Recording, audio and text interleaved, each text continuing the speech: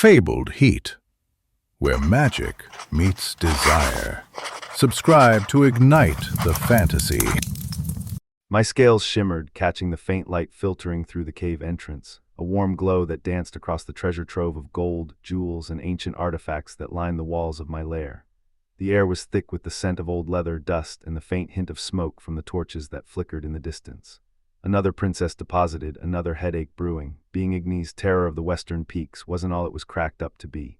I had the gold, I had the lair, I had the reputation. Kidnapping princesses was purely a hobby, a way to break the monotony of counting gold and napping. I never hurt them. Fine wines, silk sheets, gourmet meals prepared by captive but well-compensated goblins, they lacked for nothing. And after a week, maybe two, I'd fly them back home, richer than before. No harm, no foul, except lately something had changed. It started with Princess Aurelia, fair-haired, bookish, and infuriatingly logical. After being returned, she petitioned her father, and he sent a caravan up the mountain, gifts and gold, asking for her hand in marriage for me.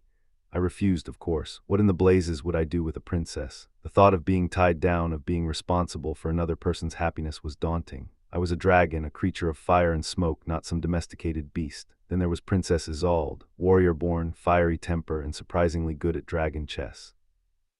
I returned her, and she threatened to wage war on the kingdom that would not let her wed me. I chuckled to myself, remembering the look of determination on her face. She was a force to be reckoned with, that one. And now Alara, Princess Alara, was different. She didn't scream when I snatched her from her embroidery. She didn't weep when she saw the hoard. She just observed, her eyes scanning the room with a detached curiosity. "Impressive," she said, her voice soft, as I deposited her in the silken-draped chamber. "Though from an organizational standpoint it could use some work. You have Roman coins mixed with are those Byzantine relics, a nightmare for any numismatist." I grumbled, feeling a spark of irritation at her criticism. "I don't need a numis, what did you call it? A coin collector, you're Ignis, just Ignis. I didn't do titles." "Ignis," she continued, unfazed. "Perhaps we could catalog it together. I'm quite good at it." This was new. Most princesses begged for freedom, plotted escapes, or simply cried. Alara wanted to organize my hoard. She had dark hair, the color of polished obsidian, framed a pale face and startlingly blue eyes. She wasn't conventionally beautiful, but there was something about her that drew me in, something that made my heart race and my thoughts linger on her long after she had left the room. As I watched her, I found myself wondering what she would be like outside of this cave, outside of this role of princess. Would she still be so calm, so collected, or would she be like the others, fiery and passionate? I pushed the thoughts aside, focusing on the task at hand. "Very well," I said, trying to sound nonchalant. "Let us catalog this mess together." Alara's face lit up with a small smile, and she nodded, her eyes sparkling with excitement. "I'll start with the coins," she said, walking over to a nearby chest. "May I?" I nodded, and she lifted the lid, revealing a jumble of gold and silver coins. She gasped, her eyes widening in delight. "This is incredible," she breathed. "I've never seen so many different types of coins in one place."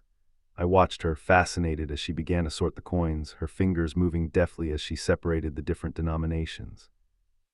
"You know, Ignis," she said, looking up at me, "I think I can help you with more than just your coins." I raised an eyebrow, intrigued. "Oh, what did you have in mind?" "Well," she said, a mischievous glint in her eye, "I've always been interested in architecture, and this cave, it's amazing, but it could be so much more." I felt a spark of curiosity, and I leaned forward, my voice low. "Go on. I could help you design a new layout," she said, her voice filled with enthusiasm. "Something that would showcase your treasure and make it easier to navigate." I was taken aback by her suggestion, but as I thought about it, I realized that it wasn't a bad idea. The cave was a bit of a mess, and it would be nice to have someone to help me organize it.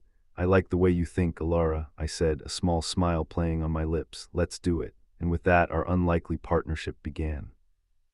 Over the next few days, Alara and I worked tirelessly to catalog my treasure and design a new layout for the cave.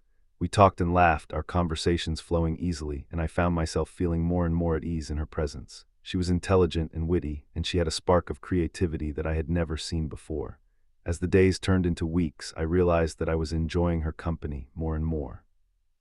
And I began to wonder if maybe, just maybe, I had found something special in this princess. Something that went beyond mere treasure or reputation. Something that could change my life forever.